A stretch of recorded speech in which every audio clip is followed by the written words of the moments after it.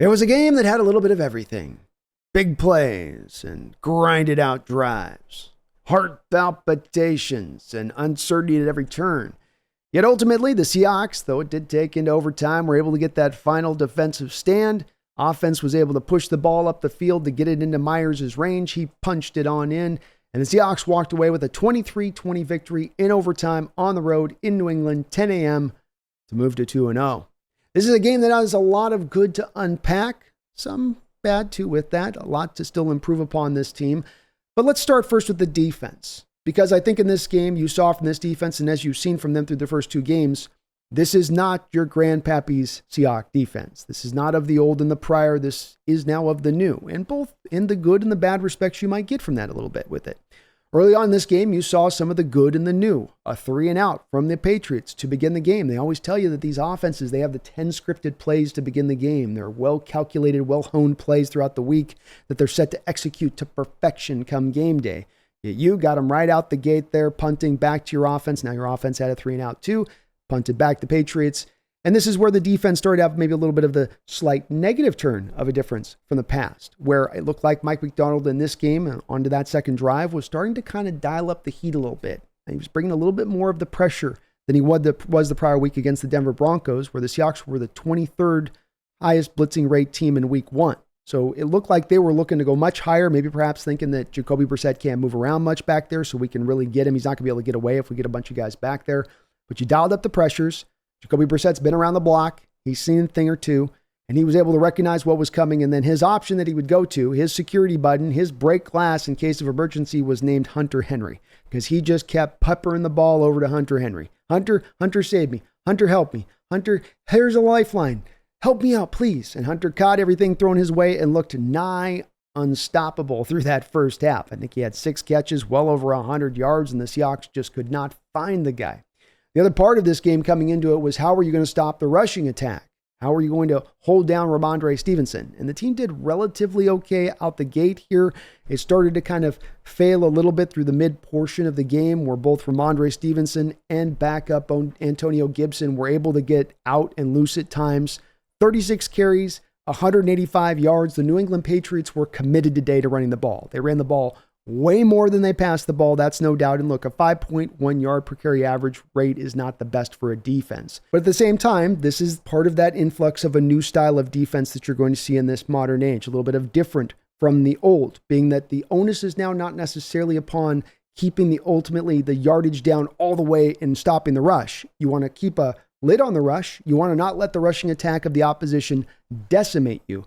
But in the modern NFL, it's more about stopping the pass. You can find good defenses in recent NFL history that haven't been terribly necessarily efficient at stopping the run. But they usually always are good at stopping the pass. And if you look through the first 2 weeks of the season for your Seattle Seahawks, both this Bronco game and Patriot game, you're going to come out of it through 2 weeks as probably one of the best teams, if not the best team in the NFL, at stopping the pass as far as just the pure amount of yardage you've given up. And when you look on the flip side of this, 15 to 27, 149 yards passing from Brissett, that's about as low as you're going to get in the NFL. And the same being true with Nick's last week.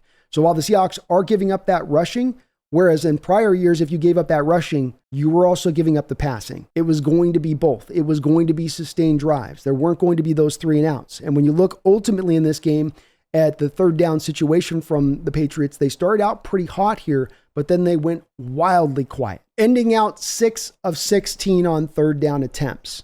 So another part that has improved directly from last season, and right quick, being that on these third down situations, you're getting the better half, you're getting the better side of these offenses more often than not. And what was interesting about this to me was it was a bit of that adjustment. It was Macdonald recognizing, I can't dial up this pressure as much. This isn't working as well. Brissett's finding the hot route. Let's get back to the 4-man fronts. Let's trust those 4-man fronts to get the pressure. Let's get back down to the coverages on the back end. Let's squish down those zones and trust in that.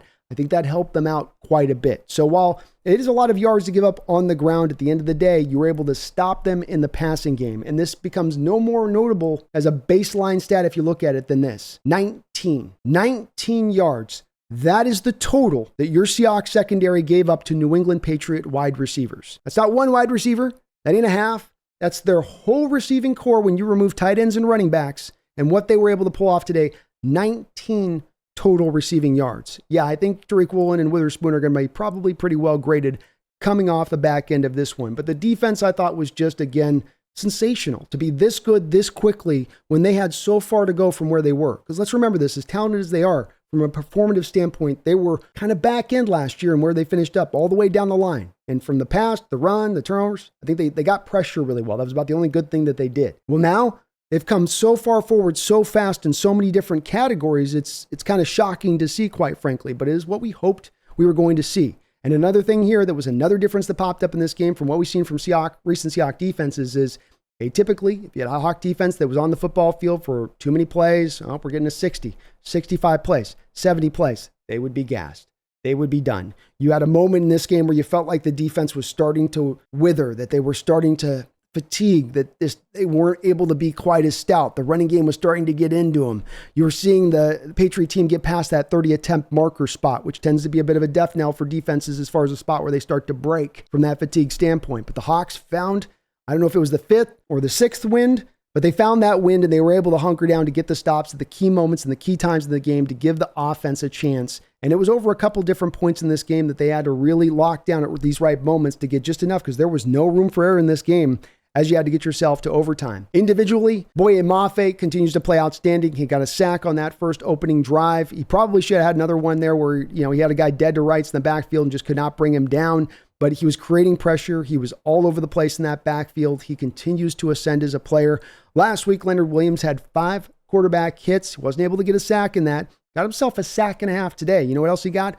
4 quarterback hits. You know what else he was? A monster in the run game. Leonard Williams continues to be a fantastic addition for the Seattle Seahawks team, and his new running mate, Byron Murphy, got his first sack on the day as well, able to just bounce his way right up through the middle and go grab his first sack. The Seahawks were able, once they dialed back a little of that pressure, to still get the pressure back in on the quarterback. Once they didn't do the blitzing as much, able to get back there and still affect the quarterback. And I thought Jacoby Brissett played a really good game from his standpoint. Now, he didn't try to push the ball up the field. He didn't try to take a lot of risks, but he did a good job, I thought, of navigating in that pocket and getting out of pressure and getting around danger at times, as the Seahawks had him a few times where he's like, okay, he's going down, and he found a way out. It was kind of wild to watch because I didn't know he had that in his bag. I don't think Mike McDonald knew that either. The linebackers played solidly, though Jerome Baker went down early in this game after getting like 6 quick tackles. He was out of the game, and that brought out Tyrese Knight, your rookie from UTEP, and he showed you the UTEP two-step. As that guy didn't miss a beat, he was in there, and he was fantastic in this game. Just solid as a tackler, getting around blocks. Saw him out in space and coverage a couple of times, playing it really well. Tyrese is a guy that continues to be a guy you can look at, maybe being as a guy we can slot in long-term to one of those 2 linebacker positions, as he filled in for Jerome Baker really well. Rest of the defensive line did good as well. Draymond Jones made his presence felt as the power edge in the run game a couple times, getting into the backfield, pushing his tackle in the backfield, bully balling it like you hope he would do when he's going to be that power edge on early downs in the run game when they're mixing him inside and outside. Derek Hall created some pressure as well. It's a little bit like last week where everybody, kind of gets their flower, where it's like everybody took their chance to come in there and impact the play. And this is on a guy who only threw 27 times in this game. Like Nick's had last week, a few more attempts, but Seahawks didn't have necessarily a high volume of attempts to go and to work that pressure, but they made so. And as I said before, the secondary was outstanding on the back end. A couple other guys in that defense worth mentioning. Tyrell Dodson had another strong game off of his initial start. I thought he was all over the field for your Seahawks in this game. Second in tackles to Rashaan Jenkins, who had kind of a quiet 9 tackles but got the job done. Another free agent addition from this season. But Dodson also had a very key help in getting that 3rd down stop there in overtime to allow the punt, to allow your offense to get up the football field. He's been really good here so far. Very impressed with his play. And boy, did you need it, especially now with Jerome Baker going down. Julian Love, another recent addition over the last couple of years. Some of these new faces that are performing well. And he had an outstanding opening week, the best defensive player. And he continued to play very strongly in this one. There was a lot of times that you lost contain on the run. He was that last line defender as the safety to come up and make that tackle. And he was able to make that tackle. He made some other plays in this game that were great, but then no bigger play than when you had the Patriot team driving down, trying to extend the lead out to 6 points, and Julian Love was able to scream off the edge. He said prior to the snap, he told him and Rashaan Jenkins to flip it as far as their alignment goes. He flipped to the other side. He came off the edge, and he was able to get a hand on the ball and cause the block, which then allowed Seattle not to have to go down and score a touchdown on their next drive, but to go get a field goal, put it in overtime, and then give themselves a chance to go win it a little bit later on. That's a huge play that looms large. But Julian Love played a very complete game overall here in this one too. It wasn't simply just that block. It was him as a run defender. It was him out in coverage. When you look at that 19 yards receiving by this receiving core, you point back to that secondary as a whole and say everybody probably held up and did their job. Offensively speaking, it was a little bit more of an up and down day. But the guy I want to begin with, the guy that, in my opinion, earns more lauding than anybody else on this offense today is going to be Geno Smith. Geno Smith was outstanding from the start to the finish. No little dip or no little bad point in between, no little blink of a bad. He was outstanding from start to finish. This, when they say field general, is what a field general looks like. The stats are great. 33 of 44, 327 yards, a touchdown. It's great. 103 rating, 73 QBR. That's all well and good. Another game-winning drive. Yeah. But it's the mastery pre-snap. It's Grubb getting Geno up to the line of scrimmage with time to assess, to get his alerts and points, to move guys around in the right positioning, to get things set up in the correct way. It's allowing him an understanding, and Geno, you give him that responsibility. How many of these quarterbacks do you have to just call a play, have them walk up the line of scrimmage, the play calls call, they execute exactly as they're told, and there is no ability to go outside the lines on that one. With Geno, you have a guy who is living outside the lines because he had to. You had no rushing attack in this football game. Zero. Nada. Not until a 9-yard run at the end to Charbonnet to even make it look relatively decent. But 14 carries from Charbonnet, 38 yards. He had nowhere to go today. He wasn't able to get away from danger in the backfield like Walker was. So first you got no run game. We've pointed to Geno over and over the past couple of years being inundated where half of his dropbacks he's being pressured or hit. That indeed looked to be the case today. We'll see where the final stats bear out on that one, but it did seem like it was again the case today. So my pass protection isn't really holding. My run game is a nothing burger. Grubb's still kind of finding his flow as an offensive play caller. And I have some drops at times for my receivers in this game on top of it. There was a lot of excuses there for a Geno Smith to fall back on in this football game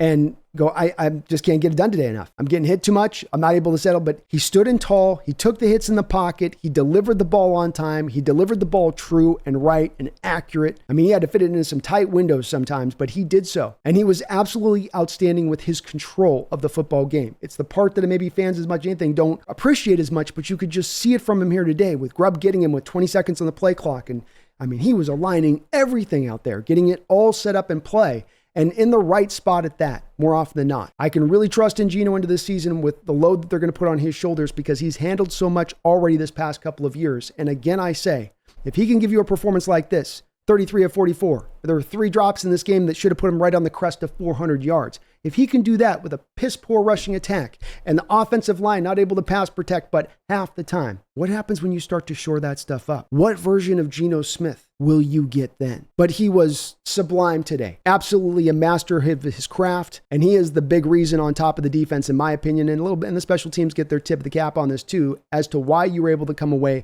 with this win. Your receivers that you hope would be 2 of your ascending receivers this year both went over 100 yards. DK Metcalf and JSN able to both eclipse 100 yards over, so 240 odd yards between the 2 of them in receiving. That's kind of how you draw it up, right? 21 catches, something like that. That's kind of how you draw it up. And there, as I said, was even more left on the bone.